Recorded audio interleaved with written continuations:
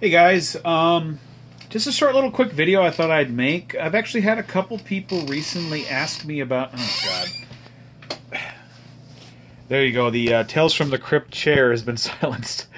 Anyways, I've had a couple people ask me about my model cars that I do recently, so I thought I'd, rather than just telling people or sending individual people, I'm like, maybe I should just do a little video so everyone knows. A lot of people see my finished cars and they wonder exactly, they're like, well, what do you all do? How do they come? And things like that.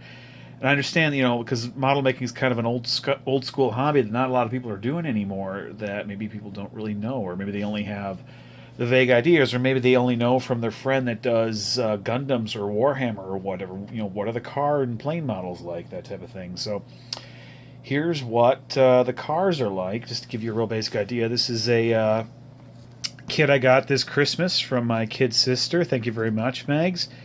And I'm just about to start the very long cleaning process on it. And it just dawned upon me, I can do a video quick before we get going here. So here you go. 73 Mustang from MPC, still in the cellophane. And now I'm going to see if I can open it with just one hand. Ugh! Come on. Did I get it? There we go. Okay. There we go. It's like an unboxing video, but even more boring. So this is MPC. It's an American kit of an American car. It's very typical for what you'll get for those. The Japanese and European ones, there's oftentimes a little bit different here and there, but this is the basics of what I normally get. So, yeah, the parts come on these... I call them trees. Some people call them runners or sprues. That's largely a regional and, where you're from in the world. They'll come in multiple, bags like this. The chrome parts here all in one bag to keep the chrome from getting nicked. Here's the clear parts, again, to keep those from getting scratched up. The tail lights are actually in a separate little partition to keep them from scuffing up my windshield and so forth. And then here we go. Here's the Mustang body. That big X is there to kind of hold it together while it's being molded. That'll have to get cut out and that type of thing. Tires. Oh, those are cool. They put the lettering on here for me. Normally I have to add that, but that's something that they've been doing lately to help out. And look at that. That's sharp. That makes one less thing I have to do. But yeah, here we go. We've got, engine bits, various hoods, cylinder heads.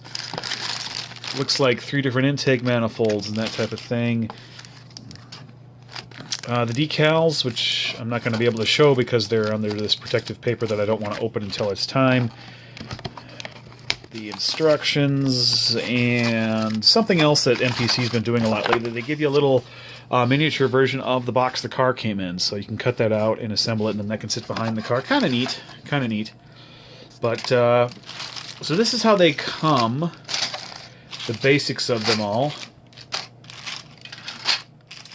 And don't worry, I'm not just going to end that here. I'm going to show you some of the ones I've been working on.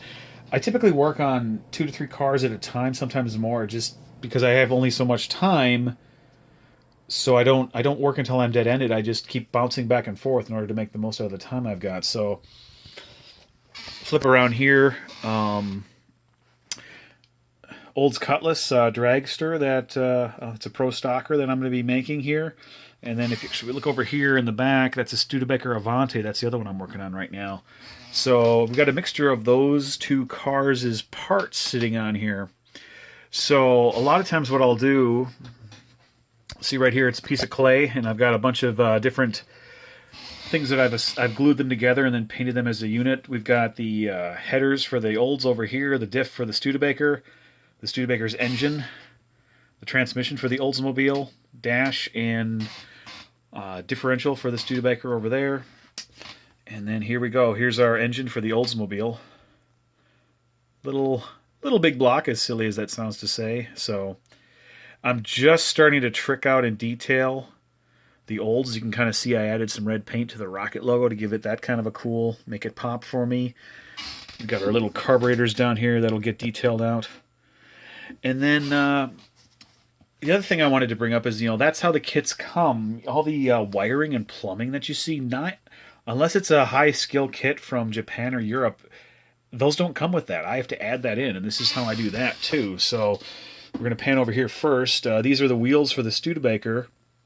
They've actually got metal moon discs I put in them from ProTech to replace the plastic pieces because that looks a heck of a lot better. And then up here on my tool wall, here's a magneto. So it comes from Preston's model car parts. I always love their stuff. So I'm not, they're not sponsoring me. I just like them. And that magneto is going to go into the Olds motor. And right behind there, from Detail Master, we got a fire extinguisher. And then we come over here, and also from Detail Master, we've got nitrous bottles. It's just, I keep a lot of this stuff on hand because I use a lot of the same stuff in my various builds. And so you end up just adding it to the cars as we go along.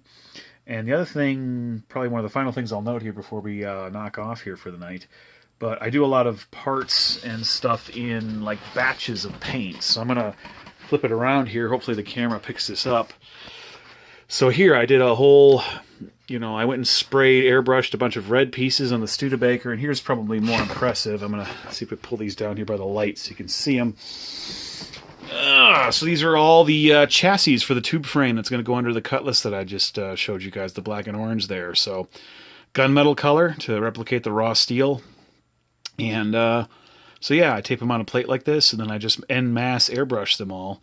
And in a lot of cases, again, because I do more than one, there'll be more than one car's parts. So I have all the black parts, all the red parts, all the metal colored parts all together all at once there. So I did the carb and the oil pan and all that all together as one. So yeah, that's how I do the models. And again, this ought to help people that are wondering, well, how do you do that? And yeah, if you got any other questions or ideas or anything else you guys would like to see about the models before I go back to real car racing here in the summer, let me know.